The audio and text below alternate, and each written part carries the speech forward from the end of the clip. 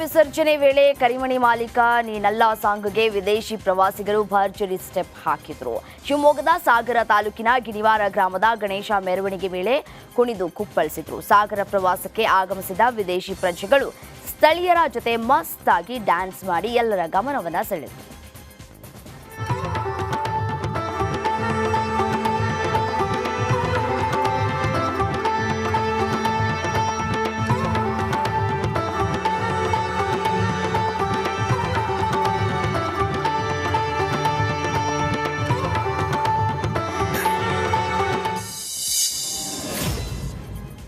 ಪ್ರಪಂಚದ ಬೇರೆ ಬೇರೆ ದೇಶಗಳಲ್ಲಿ ಗಣೇಶನ ಹಬ್ಬವನ್ನು ಆಚರಿಸಲಾಗ್ತಾ ಇದೆ. ಹಾಗೆ ಇಂಡೋನೇಷಿಯಾದ ಜಕಾರ್ತಾದಲ್ಲಿ 5 ದಿನಗಳ ಕಾಲ ಗಣೇಶೋತ್ಸವವನ್ನು ಆಚರಿಸಲಾಗಿದೆ. ಗಣೇಶ ಮೂರ್ತಿಯನ್ನ ಭಾರತದಿಂದ ವಿಮಾನ ಮೂಲಕ ತರಿಸಿಕೊಂಡು ಅದ್ದೂರಿಯಾಗಿ ಹಬ್ಬವನ್ನು ಆಚರಿಸಲಾಯಿತು. ಇಂಡೋನೇಷಿಯಾದ ಭಾರತೀಯ ರಾಯಭಾರಿ ಸಂದೀಪ್ ಚಕ್ರವರ್ತಿ ಧಾರ್ಮಿಕ ಸಾಂಸ್ಕೃತಿಕ ಕಾರ್ಯಕ್ರಮದಲ್ಲಿ ಭಾಗಿಯಾದರು. ನಂತರ ಅದ್ದೂರಿ ಮೆರವಣಿಗೆ ಮಾಡಿ ಗಣಪತಿ ಮೂರ್ತಿಯನ್ನ ವಿಸರ್ಜಿಸಲಾಯಿತು.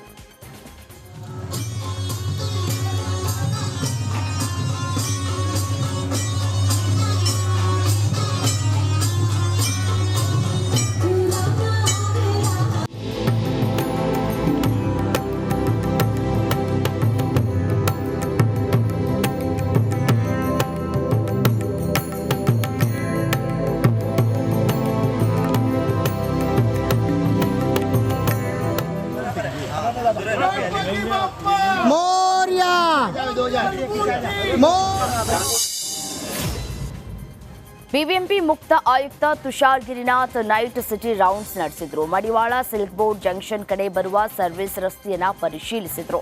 ಮೆಟ್ರೋ ಇಲಾಖೆಯಿಂದ ಜಂಕ್ಷನ್ನಲ್ಲಿ ಬರುವ 4 ಸರ್ವಿಸ್ ರಸ್ತೆಗಳ ದುರಸ್ತಿ ಕಾರ್ಯ ಮಾಡುವಂತೆ ಸೂಚಿಸಿದ್ರು. ಪರಿಶೀಲನೆಯ ವೇಳೆ ಮೆಟ್ರೋ ವ್ಯವಸ್ಥಾಪಕ ನಿರ್ದೇಶಕರಾದ ಮಹೇಶ್ವರ್ ರಾವ್, ಜಂಟಿ ಆಯುಕ್ತರಾದ ಅಜಿತ್, ಪ್ರಧಾನ ಅಭಿಯಂತರರಾದ ಪ್ರಹ್ಲಾದ್, ಮುಖ್ಯ ಅಭಿಯಂತರರಾದ ರಾಜೇಶ್, ಶಶಿಕುಮಾರ್ ಸೇರಿದಂತೆ ಇನ್ನಿತರ ಅಧಿಕಾರಿಗಳು ಭಾಗಿಯಾಗಿದ್ದರು.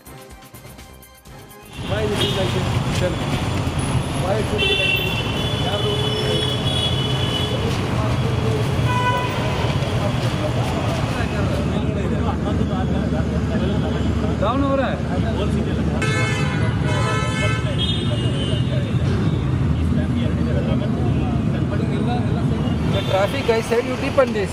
Traffic guy छोड़ो. Traffic guy cannot tell anything. Silk board ಕಾಮಗಾರಿ ರಸ್ತೆ ಪರಿಶೀಲನೆ ವೇಳೆ ಆಯುಕ್ತರಾದ ತುಷಾರ್ ಗಿರಿನಾಥ್ ಡಿಸಿಎಂಗೆ ಡೆಡ್ಲೈನ್ ನೀಡಿದ್ರು. ನಾವು ಸಿಟಿಯ ರಸ್ತೆಯ ಗುಂಡಿಗಳನ್ನು ಮುಚ್ಚೋ ಕೆಲಸ ಮಾಡ್ತಾ ಇದ್ದೀವಿ. ಎಲ್ಲ ಇಲಾಖೆಗಳಲ್ಲಿ ಸಮನ್ವಯ ಸಾಧಿಸಿ ಕೆಲಸ ಮಾಡಲಾಗ್ತಾ ಇದೆ. ನಾಳೆ ನಾಡಿದ್ದು ಅಧಿಕಾರಿಗಳಿಗೆ ಕಾರ್ಯನಿರ್ವಹಿಸಲು ಸೂಚಿಸಲಾಗಿದೆ. ಸೆಪ್ಟೆಂಬರ್ 17ರ ಒಳಗೆ ಎಲ್ಲ ಗುಂಡಿ ಮುಚ್ಚುವ ಕೆಲಸವನ್ನ ಮಾಡ್ತೀವಿ ಅಂತ ತಿಳಿಸಿದ್ರು. ಇವತ್ತು ಏನು ಬಂದು ನೋಡಿದ್ವಿ, ತಾವೆಲ್ಲ ನೋಡಿದ್ದೀರಿ. ಈಗ ಸ್ವಲ್ಪ ಕೆಲಸ ಜೋರಾಗಿ ನಡೀತಾ ಇದೆ. ಅಲ್ಲಿ ಇರ್ತಕ್ಕಂಥ ಏರಿಯಾಗೆ ಆ ಏಜೆನ್ಸಿನೇ ಮೇಂಟೈನ್ ಮಾಡಬೇಕು. ಆ ಪ್ರಾಜೆಕ್ಟ್ ಕಡೆಯಿಂದ ಮಾಡ್ತಾ ಇದ್ದೀವಿ. ಆ ಕಾಂಟ್ರಾಕ್ಟರ್ಗೆ ಫಸ್ಟ್ ಅದನ್ನೇ ಹೇಳಿದ್ದೀನಿ.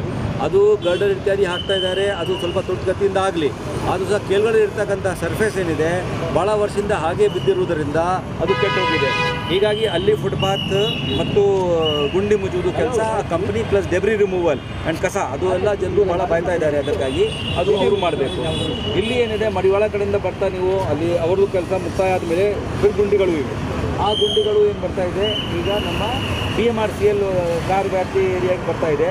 ಅಲ್ಲಿ ಯಾವುದು ಟಾಟಾ ಕಂಪನಿಯವರು ಏನು OFC ಕೇಬಲ್ ಹಾಕ್ಲಿಕ್ಕೆ ಹೋದಾಗ ಕಟ್ ಮಾಡಿದ್ದಾರೆ. ಕೇಂದ್ರ ಸರ್ಕಾರ ವಕ್ಫ್ ಮಂಡಳಿಯ ಹಕ್ಕು ಮತ್ತು ಸ್ವಾತಂತ್ರ್ಯ ಮೊಟಕುಗೊಳಿಸಲು ವಕ್ಫ್ ತಿದ್ದುಪಡಿ ಕಾಯ್ದೆ ಜಾರಿಗೆ ಮುಂದಾಗಿದೆ. ಇದನ್ನು ಖಂಡಿಸಿ ಯಾದಗಿರಿಯ ಶಹಾಪುರದಲ್ಲಿ SDPI ಕಾರ್ಯಕರ್ತರು ಪ್ರತಿಭಟಿಸಿದರು. ಕೇಂದ್ರ ಸರ್ಕಾರದ ವಿರುದ್ಧ ಧಿಕ್ಕಾರ ಕೂಗಿ ಆಕ್ರೋಶ ಹೊರಹಾಕಿದರು. ವಕ್ಫ್ ಮಸೂದೆ ಹಿಂಪಡೆಯುವಂತೆ ಆಗ್ರಹಿಸಿದರು. ಹಾಡಹಗಲೇ PUC ವಿದ್ಯಾರ್ಥಿನಿ ಅಪಹರಣಕ್ಕೆ ಯತ್ನ ನಡೆದಿದ್ದು ವಿಫಲ ಆಗಿದೆ. ಚಿತ್ರದುರ್ಗದ ಹೊಳಲ್ಕೆರೆ ರಸ್ತೆಯ ಜ್ಞಾನ ವಿಕಾಸ ಶಾಲೆ ಬಳಿ ಈ ಘಟನೆ ಸಂಭವಿಸಿದೆ.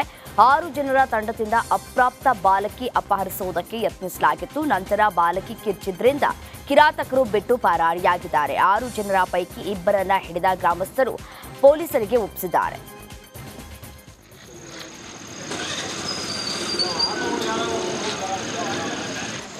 ಸೊ ಇವತ್ತು ನಮ್ಮ ಚಿತ್ರದುರ್ಗ ವುಮೆನ್ ಸ್ಟೇಷನಲ್ಲಿ ಒಂದು ಪ್ರಕರಣ ದಾಖಲಾಗಿದೆ. ಇದರಲ್ಲಿ ಕಂಪ್ಲೇಂಟ್ ಬಂದುಬಿಟ್ಟು ಒಂದು ಅಪ್ರಾಪ್ತ ಬಾಲಕಿ ಅವರು ಕಾಲೇಜಿಂದ ಮನೆಗೆ ಹೋಗುವಾಗ ಒಬ್ಬ ಏಕೋ ಗಾಡಿ ಡ್ರೈವರ್ ಅವರ ಕೈಯನ್ನು ಹಿಡಿದು ಎಳೆದಾಡು ಸ್ವಲ್ಪ ಅಸಾಲ್ಟ್ ಮಾಡಿದ್ದಾರೆ. ಈ ಸಂಬಂಧವಾಗಿ ಒಂದು ಪ್ರಕರಣ ದಾಖಲಾಗಿದೆ. ಇದರಲ್ಲಿ ಡ್ರೈವರು ಮತ್ತು ತನ್ನ ಜೊತೆ ಇದ್ದ ಇನ್ನೊಬ್ಬ ವ್ಯಕ್ತಿ ಇಬ್ಬರನ್ನು ಅರೆಸ್ಟ್ ಮಾಡಿದ್ವಿ. ಒಂದು ಪ್ರಕರಣ ದಾಖಲು ಮಾಡಿಸ್ಕೊಂಡಿದ್ವಿ ಪೋಕ್ಸೋ ಅಡಿಯಲ್ಲಿ. ಸೊ ಇವತ್ತು ನಮ್ಮ ಚಿತ್ರದುರ್ಗ ವುಮೆನ್ ಸ್ಟೇಷನಲ್ಲಿ ಒಂದು ಪ್ರಕರಣ ದಾಖಲಾಗಿದೆ. ಇದರಲ್ಲಿ ಕಂಪ್ಲೇಂಟ್ ಬಂದುಬಿಟ್ಟು ಒಂದು ಅಪ್ರಾಪ್ತ ಬಾಲಕಿ ಅವರು ಕಾಲೇಜಿಂದ ಮನೆಗೆ ಹೋಗುವಾಗ ಕಲಬುರಗಿಯಲ್ಲಿ ಮಾಜಿ ಗ್ರಾಮ ಪಂಚಾಯಿತಿ ಸದಸ್ಯನನ್ನ ಗುಂಡಿಕ್ಕಿ ಹತ್ಯೆ ಮಾಡಲಾಗಿದೆ. 50 ವರ್ಷದ ವಿಶ್ವನಾಥ್ ಜಮಾದಾರ ಕೊಲೆಯಾದ ಮಾಜಿ ಗ್ರಾಮ ಪಂಚಾಯಿತಿ ಸದಸ್ಯ. ಈ ಘಟನೆ ಆಳಂದ ತಾಲೂಕಿನ ವಾಗ್ದಾರಿ ರಸ್ತೆಯ ಖಾನಾಪುರ ಬಳಿ ನಡೆದಿದೆ. ಬೈಕ್ನಲ್ಲಿ ಬಂದ ಇಬ್ಬರು ದುಷ್ಕರ್ಮಿಗಳು 3 ಬಾರಿ ಫೈರಿಂಗ್ ಮಾಡಿ ಕೊಲೆ ಮಾಡಿದ್ದಾರೆ. ಈ ಸಂಬಂಧ ಆಳಂದ ಪೊಲೀಸ್ ಠಾಣೆಯಲ್ಲಿ ಪ್ರಕರಣ ದಾಖಲಾಗಿದೆ.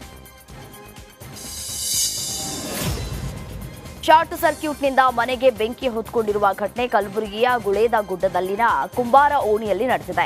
ಸಂಗಪ್ಪ ಹೂಲಗೇರಿ ಎಂಬುವವರ ಮನೆ ಬೆಂಕಿಗೆ ಆಹುತಿಯಾಗಿದೆ. ಅಗ್ನಿಯ ಅವಘಡದಲ್ಲಿ ಕಟ್ಟಿಗೆ, ಬಟ್ಟೆ, ಪೀಠೋಪಕರಣ, ಒಡವೆಗಳು ಸೇರಿದಂತೆ 5 ಲಕ್ಷ ರೂಪಾಯಿ ಮೌಲ್ಯದ ಆಸ್ತಿ ನಾಶವಾಗಿದೆ.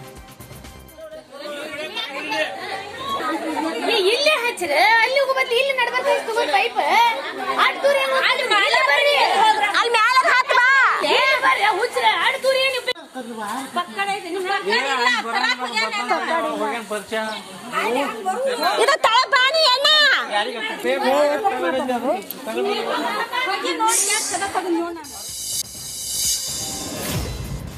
ಕೊಟ್ಟಿಗೆರೆ ಕೆರೆ ನೀರು ಮಲಿನವಾಗಿ ಗಬ್ಬು ನಾರ್ತಾ ಇರುವ ಬಗ್ಗೆ ಸ್ಥಳೀಯರು ಲೋಕಾಯುಕ್ತರಿಗೆ ದೂರನ್ನ ನೀಡಿದರು. ಈ ಹಿನ್ನೆಲೆ ಹಾಳಾಗಿರುವ ಕೊಟ್ಟಿಗೆರೆ ಕೆರೆಗೆ ಉಪಲೋಕಾಯುಕ್ತರು ಭೇಟಿ ನೀಡಿ ವಸ್ತುಸ್ಥಿತಿ ಪರಿಶೀಲಿಸಿದರು. ಉಪಲೋಕಾಯುಕ್ತ ಕೆಎನ್ ಫಣೀಂದ್ರ ಮತ್ತು ಬಿ ವೀರಪ್ಪಗೆ ಬೆಂಗಳೂರು ನಗರ ಜಿಲ್ಲೆಯ ಎಸಿ ರಜನಿಕಾಂತ್ ಸಾಥ್ ನೀಡಿದರು. ಈ ವೇಳೆ ಲೋಕಾಯುಕ್ತ ಅಧಿಕಾರಿಗಳ ತಂಡ, ಜಲಮಂಡಳಿ, ಕೆರೆ ಅಭಿವೃದ್ಧಿ ಪ್ರಾಧಿಕಾರ, ಕಂದಾಯ ಇಲಾಖೆ ಅಧಿಕಾರಿಗಳು ಉಪಸ್ಥಿತರಿದ್ದರು.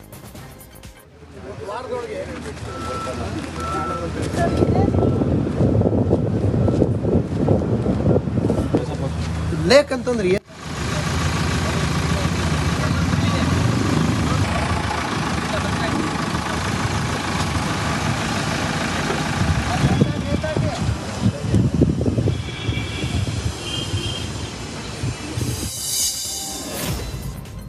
ಗ್ರಾಹಕರ ಸೇವಾ ಕೇಂದ್ರದ ಹೊರಗುತ್ತಿಗೆ ನೌಕರನಿಂದ ವಂಚನೆ ಆರೋಪ ಕೇಳಿಬಂದಿದೆ. ಬಾಗಲಕೋಟೆಯ ತೆರದಾಳ ಪಟ್ಟಣದ ಎಸ್ಬಿಐ ಗ್ರಾಹಕ ಸೇವಾ ಕೇಂದ್ರದಲ್ಲಿ ಈ ವಂಚನೆ ನಡೆದಿದೆ.